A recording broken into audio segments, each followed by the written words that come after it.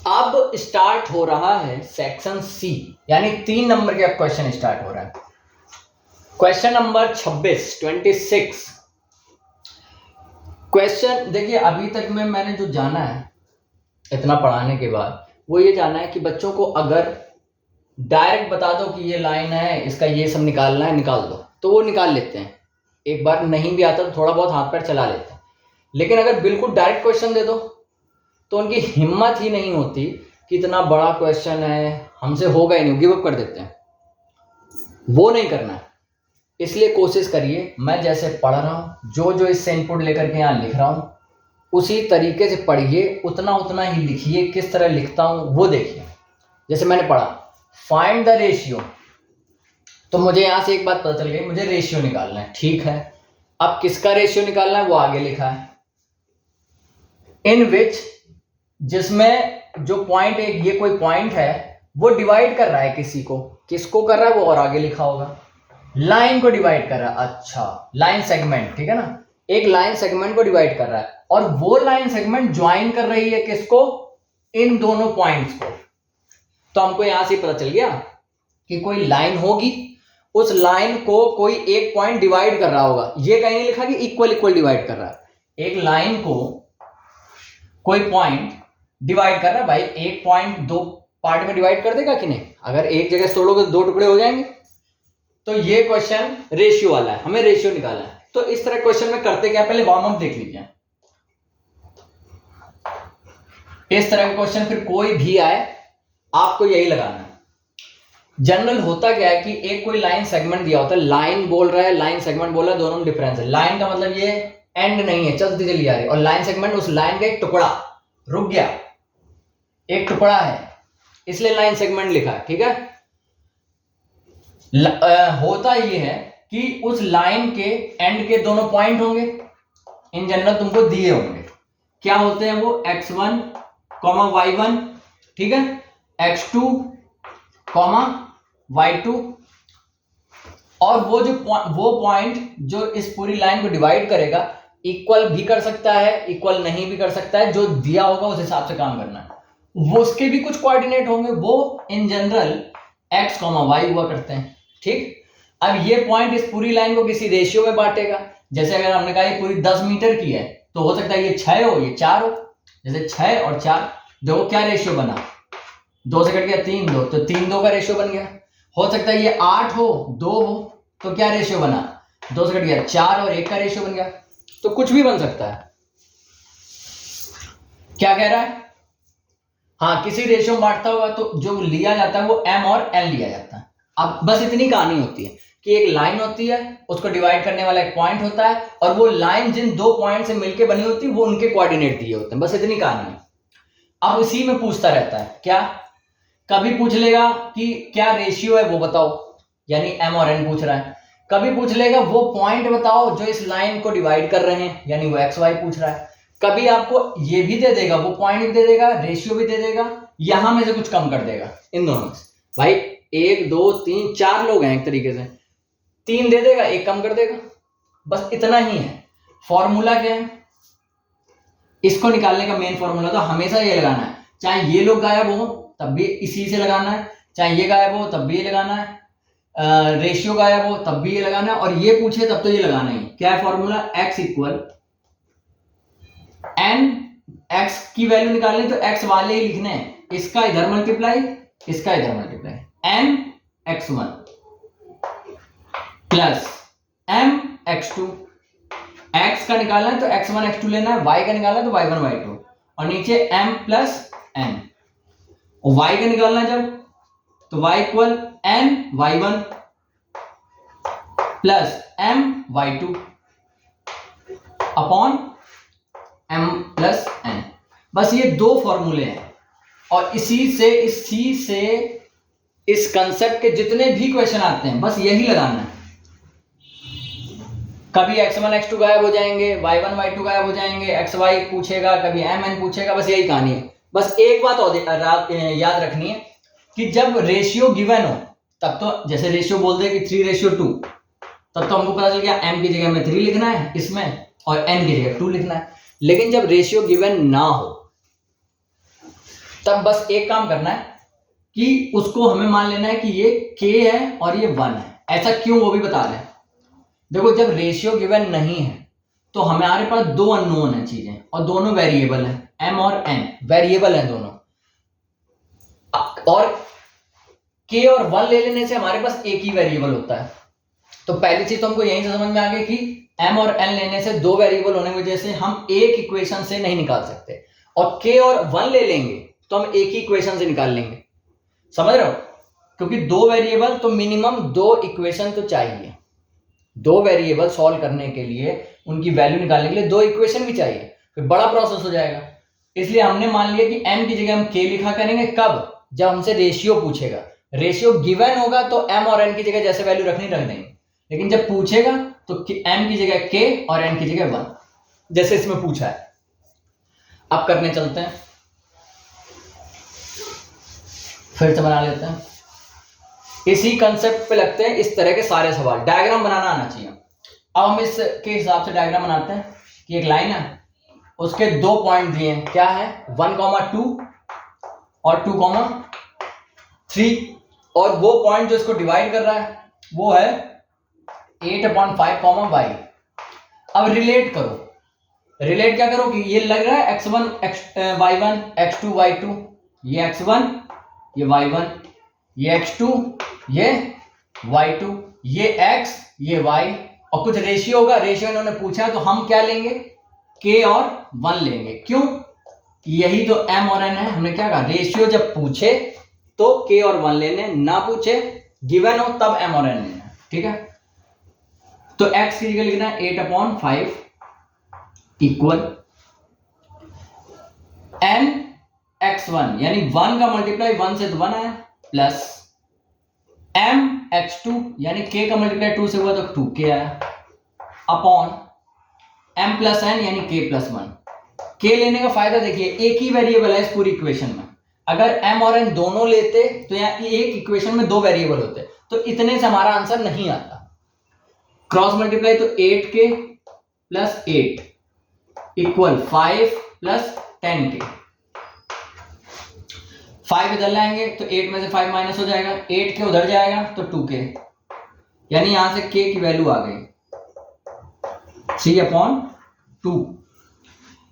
k ratio 1 लिया था हमने, आंसर डायरेक्ट यहां से भी लिख सकते हो कि आंसर हमारा हो गया 3/2, लेकिन मैं बताने के लिए कि यहां अगर आप 3/2 लिखते हैं k की जगह तो 2 उधर चला जाएगा, 3/2। इतना दिखाने की कोई जरूरत नहीं है, आप यहां से भी डायरेक्ट लिख सकते हैं कि रेशियो पूछा था, रेशियो का ये आंसर।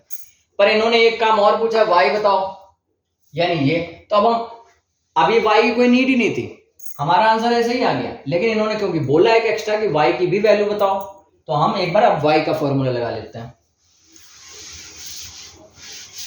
y का लगाने चलते हैं, तो y हमें अननोन है, y पता ही नहीं, तो y की जगह y n y1 यानी 1 × 2 2 प्लस m y2 तो k × 3 3k। k तो पता चल गया ना, अच्छा इनकी तो वैल्यू पता चल गई, रुको रुको रुको, 3 और 2, अब तो ये पता चल गया ना 3 और 2, ये m का काम करेगा और ये n का। हाँ तो क्या हो जाएगा, n y1 यानी 2 और 2 का 4 प्लस m y2 यानी 3 और 3 9 अपॉन दोनों को प्लस 5, कितना आ गया 13/5। y की वैल्यू हो गई। सिंपल सिंपल क्वेश्चन है। कंसेप्ट डायग्राम मेन है, आपको डायग्राम बनाना बिल्कुल आना चाहिए। कभी कभी डायग्राम के भी नंबर मिलते, कभी कभी मिलते ही हैं स्टेप मार्किंग में। अब अगला क्वेश्चन भी इजी है, जिस तरह मैं पढ़ूं उसी तरह डायग्राम बनना चाहिए। मिड पॉइंट का कंसेप्ट मुझे समझ आ रहा है, पढ़ लेते हैं पहले। कह रहा है ABCD एक रेक्टेंगल है, चलो रेक्टेंगल बना लेते हैं। क्या है ABCD, ठीक है, ABCD एक रेक्टेंगल है, फॉर्म हो रहा है, बन रहा है, किससे बन रहा है, पॉइंट A B C और D से, लिख लिया हमने। अच्छा उनके पॉइंट भी दिए हैं, -1, -1, -1, -6, 3, 6 और 3, -1। ठीक है, अभी तक मैंने दो लाइन का वही लिखा, जो लिखा था वही बनाया, ठीक है।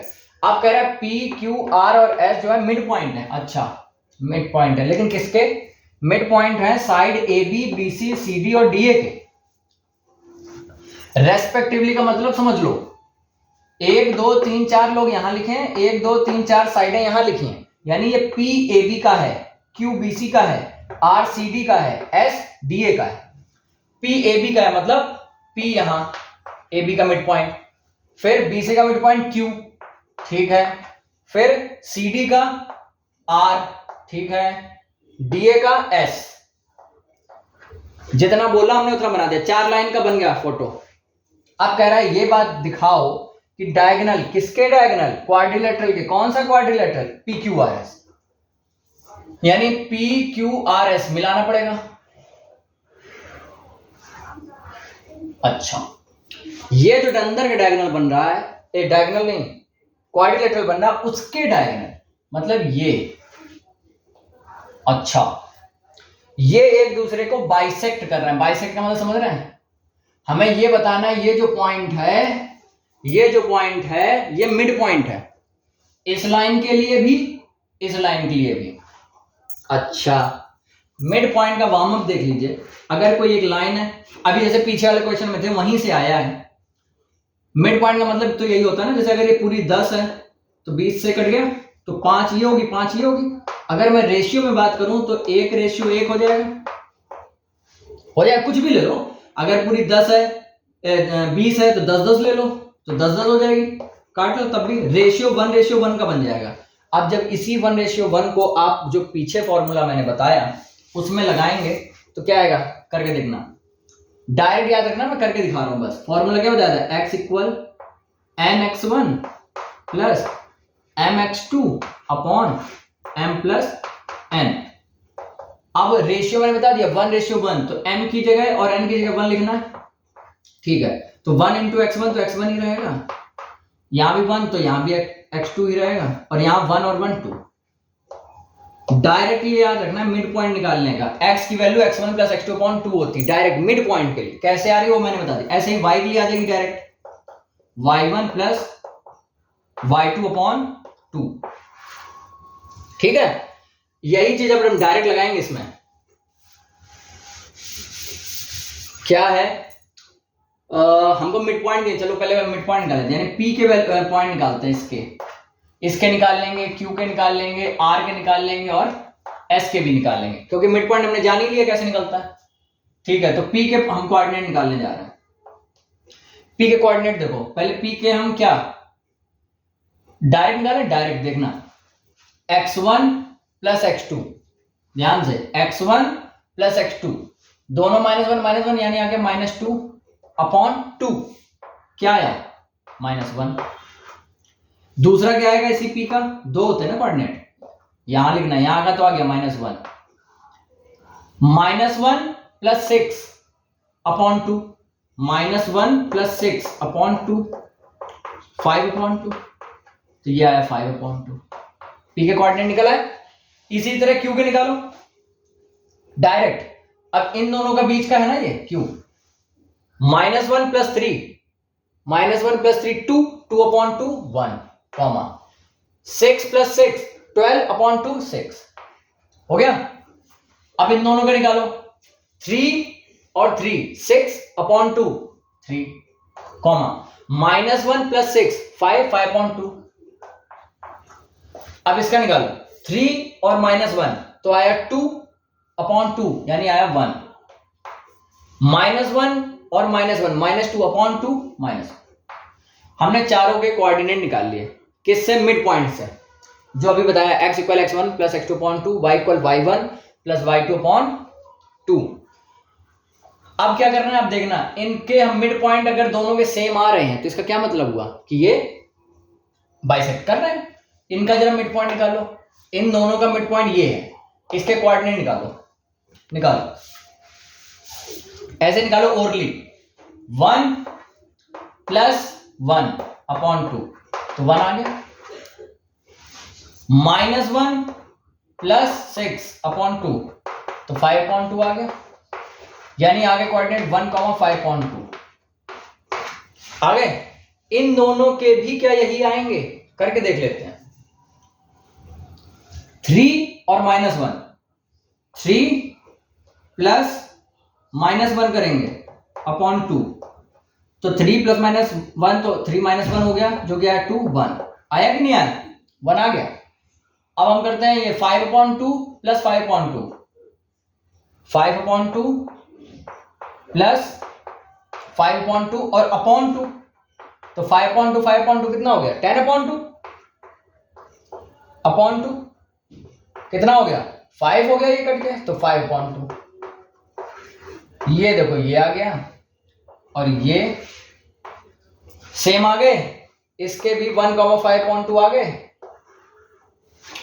यानी कि ये हम कह सकते हैं कि ये मिड पॉइंट है, जो कि इसने बोला नहीं, इसने ये नहीं बोला कि ये बताओ कि जो है ये क्या नाम यहाँ पे SQ का मिड पॉइंट RP या PR के मिड पॉइंट के इक्वल है। उसने बस ये बोला, ये बात दिखाओ कि PQRS के जो डायगोनल हैं वो एक दूसरे को बाइसेक्ट करते हैं।